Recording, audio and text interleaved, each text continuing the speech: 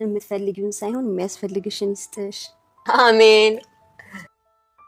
ወልደሽ አሳድጊኝ፣ የወላድ መካን አትሁኚ። አሜን። የተባረከ ትዳር ይስጥሽ። እንዴ ሰላምዬ፣ ኧረ ከትዳር ውጪ ምንድነው? ከትዳር ውጪ ምርቃት የለም እንዴ? እንዴ ከሱ በላይ ምን ምርቃት አለ? ዳጣ እፈትንሻለሁ። ለኔ ያለሽ ስሜት እውነት ወፍርኩ እንዴ? አዎ፣ ከቅርብ ጊዜ ወዲህ እየወፈርሽ ነው። ደስ ይላል በጣም። የጤና ያድርገው አትልም? እኔ እኮ እዚህ ቤት ካሉት ሰዎች አንቺ በጣም ትገርሚኛለሽ። በቃ እንዲህ ዝም ብዬ ሳይሽ ከባድ ሰው ነው የምትመስይ። እዚህ እንድትጫወቺ እኮ እፈልጋለሁ። ውይ ለእሱ ነው እንዴ? ለእሱ ማየብ ያለች አይደል እንዴ? ለምን ከሷ ጋር ትጫወቱ እንዴ? እሱማ እሷ አለች እኮ፣ ግን እዛ ብቻሽ እንዳትሆኚ። ኧረ ያሳስበው፣ አይደብረኝም። ሰላም እያለች ባይሆን እናንተ ትጫወቱ። ይሁን። ለምን ነበር ፈልግሻለሽ? እማዬ የሆነ ነገር ልነግርሽ ነበር፣ ግን እንዳትቆጪ። አይ እንግዲህ ቀኔን የሚያበላሽ ነገር ከሆነ እዛው አትንገሪኝ። እማዬ እንደሱ አይደለም፣ በጣም ጥሩ ነገር ነው የምነግርሽ። ጥሩ ነገር ነው። እሺ ምንድነው? ንገሪኝ፣ ረፍዶብኛል። ሰላምን ክላስ ተወልሻ ታውቂያለሽ? ወይ ጣጣዬ፣ ደግሞ እሷ ማንን ትመስላለች ልትይ ነው? እንደዛ አይደለም እማዬ። እና ምንድነው? ሰላም ከዚህ ቦታ ታውቃለች? ደግሞ እሱ ምን ማለት ነው? ሰላም ከዚህ ቦታ አድራ ታውቃለች ወይ? ኧረ በፍጹም አታውቅም እኮ እማዬ። እኔም ቢሆንም ሰላም ከዚህ ቤት ወጥታ አድራ ስትመጣ አላስተውልም። ታዲያ ምን ችግር አለ? ይሄ እኮ ጨዋነቷን ነው የሚያሳየው። ልትመሰክሪላት ነው? አይ እማዬ፣ ጨዋ አታውቂ ማለት ነው። ሰላም ነፍሰ ጡር ነች። ሰላም ከጊዜ ወደ ጊዜ ቅርጿ እየተቀየረና ሰውነቷ እየጨመረ እየወፈረ ስለመጣ ማርገዟን የተጠራጠሩት ዳጣና ናታን ደስ ቢላቸውም አቤጌልም እንደ ማስፈራሪያ እየተጠቀመችበት ትገኛለች። አንቺ ቆይ ከዚህ ቤት ወጥተሽ አታውቂ፣ ባል የለሽ፣ ከየት እንዴት አደረገሽ እያለች ስታስጠነቅቃት ነበር። ይኸውልሽ እናቴ ቂጣ ከሆነም ይጠፋል፣ ሽልም ከሆነ ይገፋል ትላለች። ይህ ነገር እውነት ከሆነ ግን እዚህ ቤት የሚፈጠረው ነገር ከባድ ነው። ናታንም በበኩሉ ዳጣ ለሱ ያላት የወንድምነት ስሜት እንጂ ሌላ ነገር እንደሌላት ሲያውቅ እሷን ለመፈተን ሙከራ እያደረገ ነበር። ናታንም የተጠቀመው ሀሳብ ከአቤጌል ጋር ወደ ሆነ ቦታ ወጥተው ዘና ለማለት እንደፈለገ፣ በዚህ ሰዓት ዳጣ ምን አይነት ስሜት እንደሚሰማት ለማወቅ፣ ዳጣ ግን ምንም አይነት ነገር አልተሰማትም። እንደውም በፈገግታ ነበር የመቻቸው ዘና በሉ። አቶ ደረጀ ወይዘሮ ማርታ ባለቤታቸውን ሰላም ባለፈው ምን ነበር ያለችሽ?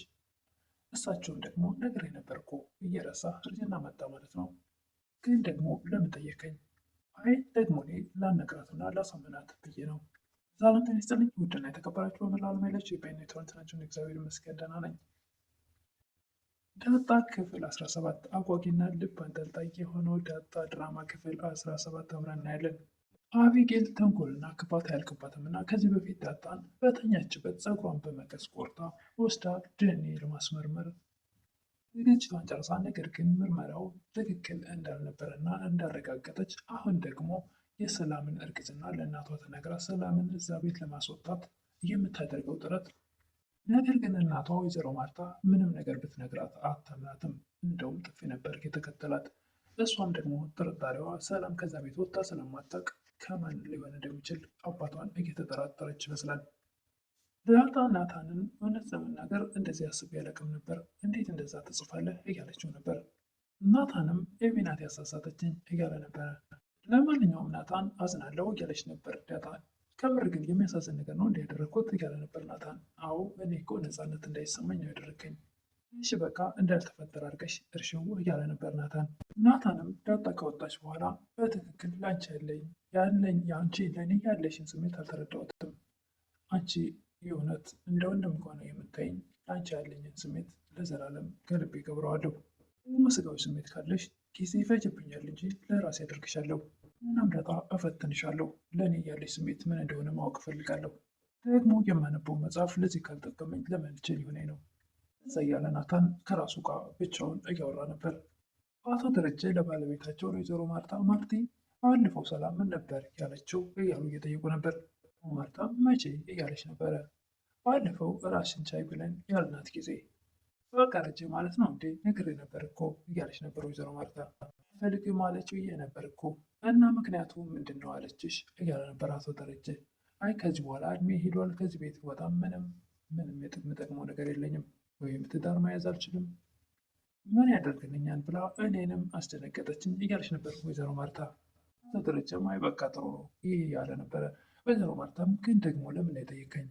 አይ ሀሳብሽ ጥሩ እንደሆነ አሁን ነው ቆይቶ የገባኝ እያለ ነበር አቶ ደረጀ። አቶ ደረጀም ሀሳቧን እንድትቀይር ቆይ እስኪ እኔ ያናግራታለሁ እያለ ነበር። እኔ ያናገርኳት ምን ለውጥ አለው እያለች ነበር ወይዘሮ ማርታ። አቶ ደረጀ ደግሞ ስለ ልጃቸውም እያወሩ ነበር። ስለ ልጃቸው ስለ ውሃ እንደው የእሷ ነገርስ ምን ይሻላል እያሉ ነበር ለባለቤታቸው። እሷ ደግሞ ምን ሆነች እያለች ነበር ወይዘሮ ማርታ። ውሃ ሆነ ቀረች እኮ ምን ነው ተሬ ምን አጥፍታ ነው እያለች ነበር ወይዘሮ ማርታ። ወይዘሮ ማርታም በመጓጓት ኧረ እባክህ አጓጓኝ ንገረኝ እኮ ምንድን ነው ያደረገችው እያለች ነበረ። አቶ ደረጀም ኧረ እባክሽ ተይኝ እስክርቢቶ ጠፋ ብላ ከቤት ነው እየጣልኩት እያለች ውጭ በር ላይ እየፈለገች ነበር። ገርሞ ነገር እሷ ብቻ ሳይሆን እኔም አብሬያት እየፈለግኩ ነበር። ለእህቷ ለአቤጌል ባለፈው አባዬና ዳጣ እኮ መኪና ውስጥ ሲያወሩ ሰምቼ ነበር። እሷም በጣም እያለቀሰች ነበረ። እኔም ብታይ ስታለቅስ አይቼ እያለቀስኩ ነበር። ቀጥታ ስላለቀሰችው ሳይሆን ስላወሩት ነገር ንገሪኝ እያለች ነበር አቤጌል። አቤጌልም ስላወሩት ነገር በተደጋጋሚ ብጠይቃትም እሷ ግን እንደረሳችው እና እንደማታስታውሰው ነበር የመለሰችላት። ማታ ኬክ ይዤልሽ እንድመጣ አስታውሰሽ ንገሪኝ እያለች ነበር አቤጌል። ውሃም ጭራሽ የኬክ ነገር ሲነሳ ኬክ በጣም ስለምትወድ ጭራሽ ነገሩን ደረሳችው እና ደጋግማ ስለ ኬክ ብቻ ነበር ያወራችላት የነበረው። ናታን ሰላምን ምን ተገኝቶ ነው ወፍረሻል? ከቅርብ ጊዜ ወዲህ ወፍረሻል፣ በጣም ደስ ይላል እያላት ነበር። ወፈርኩ እንዴ እያለችው ነበር። ከባድ ሰው ነሽ እያላት ነበር ናታን ሰላምን። ከባድ ሰውን ማለት እያለች ነበር ሰላም። እሷም ብዙ ነገሮችን ብዙ ሚስጥሮችን በልቡ ይዞ ነገር ግን ከልቡ ቀብሮ ለማንም ማውጣት የማይፈልግ አውጥቶ ለማንም የማያካፍል ሰው ከባድ ሰው ይባላል እያላት ነበር። በጣምም እና ታዲያ ሚስጥር ደብቀሻል እያልከኝ ነው? እንደዛ አላልኩም፣ ግን ያው ትንሽ ከበድ ትያለሽ እያለ ነበር ናታን። ዳጣ አቤጌል ወዳለችበት ሄዳ እንዴት አደርሽ ብዬ ሰላም ነው እያለቻት ነበር። ጸጥ ብላ በክፉ አይን ስታያት ምን ነው እንደዚህ ያየሽኝ እያለቻት ነበር ዳጣ። አቤጌልም መብት የመሰለኝ በእናትና በአባቴ ቤት እንደፈለግኩ መሆን። አቤጌልም ናታን የኔ ብቻ ነው ከዚህ በኋላ የሚሻልሽ ይህን ቤት ለቀሽ መውጣት ነው እያለቻት ነበር ዳጣን። ዳጣም አቤጌል ናታንን እንደፈለግሽ ማድረግ ትችላለሽ፣ ከዚህ ቤት ግን አልወጣም። ሰላምም ናታንን ከምን ተነስተህ ነው እንደዚህ ያልከኝ እያለች ደጋግማ እየጠየቀችው ነበር። አይ አንቺ ሰው የሚያጓጓ ነገር ስትፈልጊ አትታይም። ደግሞ ከዚህም ቤት ወጥተሽ የራስሽ የሆነ መቋቋሚያ እንስጥሽ ስትባይ አትፈልጊም። ከፈሽም ሆነ ስትደሰች ውስጥሽ አያስታውቅም። ታዲያ ከዚህ በላይ ከባድ ሰው ምን አለ እያላት ነበር ናታን። ሰላምም አይ ናታን እሱስ ትክክል ነህ፣ የኔ ህይወት ሁሉ ሙሉ በሙሉ ሚስጥር ነው። ውስጥ የምታየኝ ግን እንደዚህ እንደምታየኝ አይደለም። ግን እኮ ሲያወሩት ይቀላል። ለምንድን ነው ፈቃደኛ ከሆንሽ የማትነግሪኝ? እሱን እንኳን በቃ ተወው ብላ ትለዋለች። እሱም አንድ ቀን ትነግሪኛለች በቃ ሰላማዊ ብሎ ጥሏት ይወጣል። አቤጌልም ዳጣን ለምንድን ነው ከዚህ ቤት የማትወጪው እያለቻት ነበር። በቃ ቤት ስለሌለኝ ነዋ። እንግዳውስ ቤት እኮ የእግዚአብሔር ነው ለምን አትተኝም እያለች ነበር ዳጣ። ኧረ እባክሽ ከዚህ ቤት ካልወጣሽ ሞትሽን ነው የምትመርጪው። ናታን ከዚህ በኋላ ቀና ብለሽ እንድታየው አልፈልግም እያለቻት ነበር። ናታንም ዳጣን መፈተን ስለፈለገ ዳጣና አቤጌል አንድ ላይ ባሉበት ኤቢ አብረሽኝ ውጪ እና አንዳንድ መጽሐፎች ለመግዛት ስለምፈልግ አብረን ዞር ዞር እንበል እያላት ነበር። አቤጌልን በዚህ ሰዓት በጣም ትደሰታለች። ልብስ ልቀይር፣ ሴት ዶላር ከፍሎት ምናምን ትለው ነበር። ምንም አያስፈልግም እንደዚሁ እንሄድ እያላት ነበር። ናታን የፈለገው ዳጣ ልክ እንደ አቤጌል የሆነ ገና ስሜት የሚሰማት መስሎት ነበር። እሷ ግን በፈገግታ ሰላም ዋሉ ነበር ያለችው። አቶ ደረጀም ናታንን መኪና ውስጥ አስቀምጠው አቤጌልን እንድትቀየር አድርጋት ምከራት፣ አስተምራ ከኛ የተሻላት ተቀይራታለህ ብዬ አስባለሁ እያሉት ነበር። ችግር የለውም ለመቀየር እየሞከርኩ ነው እያለ ነበረ። ናታንም ኤቢ በተፈጥሯ ለየት ያለ ባህሪ ስላላት እናንተም ትከታተሏታለት መከታተል አለባችሁ እያለ ነበረ።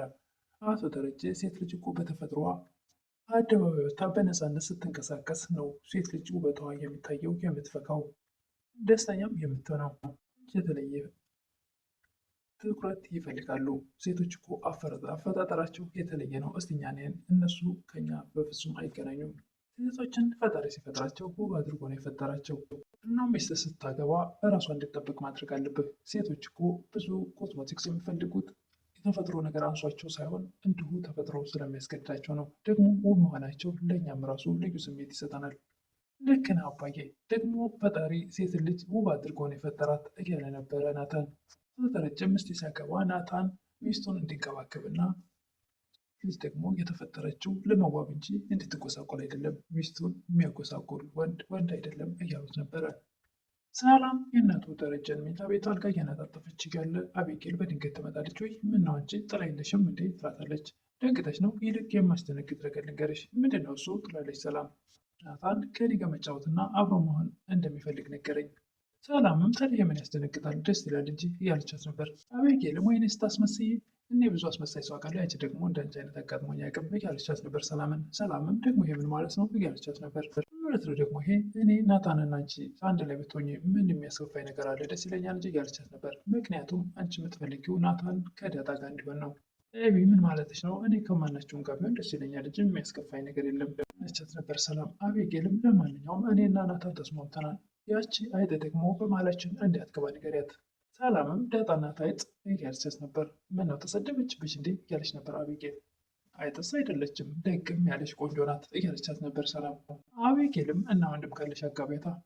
አቤጌልም የሰላምን ሆድ ፍጥጥ ብላ በማየት አንቺ አርግዘሽ ነው እንዴ ብላ ታፈጥባታለች። ሰላምም ምን ማለት ነው ደግሞ ይሄ ያለቻት ነበር። ናታንም ለአቶ ደረጀ ሚስት የሚባል ነገር አንዳንድ ጊዜ ድል የሚባል ነገር አለ እያሉ ነበር። አይ እንደዚህ ብሎ ነገር የለም እያሉት ነበር አቶ ደረጀ። የናታንን የጻፍካቸውን ቴክስቶች እኮ እንዳለ አንብቤያቸዋለሁ፣ ስለዚህ ሁሉን ነገር አውቃለሁ እያለችው ነበር። ደግሞ ጥሩ ነገር እንደሰራ አታፍሬም እንደ ይሄንን ስታወሪ እያላት ነበር። እኔ ምንም ስህተት አልሰራሁም፣ እሷን ግን እወድሻለሁ ትላታለህ፣ እኔ ግን እዚህ አስጠቀምጠኝ ራሱ ምንም ደህና ነገር እንኳን አታወራኝም እያለችው ነበር። ናታንም ዳጣን ለማስቀናት ጥረት እያደረገ ስለሆነ አሁን ሁሉንም ተይውና ዳጣን ጠርቻት ልምጣ እያለ ነበር። እሺ ጥራትና የሚፈጠረውን ነገር አብረን እናያለን እያለች ነበር አቤጌል። ዳጣ ተጠርታ ወደዚያ ክፍል ስትመጣ አቤጌል እና ናታን አንድ ክፍል ሆነው ስታያቸው እነሱ ያሰቡት የሚከፋት የምትበሳጭ ወይም የምትቀና ነበር የመሰላቸው። ለምን ጠራኸኝ? ለምን ፈልገኝ ነው እያለች ነበረ ዳጣ። አይ ብቻሽን ስለሆንሽ እንዳይደብርሽ ብዬ ነው እያለ ነበር ናታን። አረ ይመችህ፣ ችግር የለውም እኔ ሰላም እያለች ምንም አይደብረኝ፣ ባይሆን እናንተ ተጫወቱ፣ ደስ ይበላችሁ፣ ይመቻችሁ ብላ ጥላቸው ስትወጣ እንግዲህ ናታን ደስ አላለውም። ትቀናለች ብሎ ነበር ያሰበው እንጂ ከአቤጌል ጋር አንድ ላይ መሆን ፈልጎ አልነበረም። እና አቤጌልም የሰላም እርግዝናና ወይም ደግሞ ከዛ ቤት ወጥታ ስለማታውቅ ከማን አረገዘችው ከአባቷ እንደሆነ ስለተጠራጠረች ለእናቷ ለመናገር ቸኩላ ነበርና እናቷን ስትነግራት እናቷን በሆነው ነገር ሁሉ በጥፊ ነው የምታቀምሳት እና ጥፊዋን ቀምሳለች። እንግዲህ ለዛሬ ቪዲዮ ያለቀው እዚህ ላይ ነው። ቀጣይ ምን እንደሚፈጠር እናትየዋም ሰላምን እውነት ለመሆኑን ለማረጋገጥ እየጠራቻት ነበር ተኮሳትራ። እንግዲህ ምን እንደሚፈጠር ቀጣይ የምናየው ይሆናል። ለዛሬ ግን ዳጣ ክፍል 17 ይህን ይመስል ነበረ። ለምታበረታቱኝ እህቶች ምስጋና ከልብ ነው። አዲስ የሆናችሁ ደግሞ ሰብስክራይብ እያደረጋችሁ አበረታቱኝ እላለሁ። አመሰግናለሁ።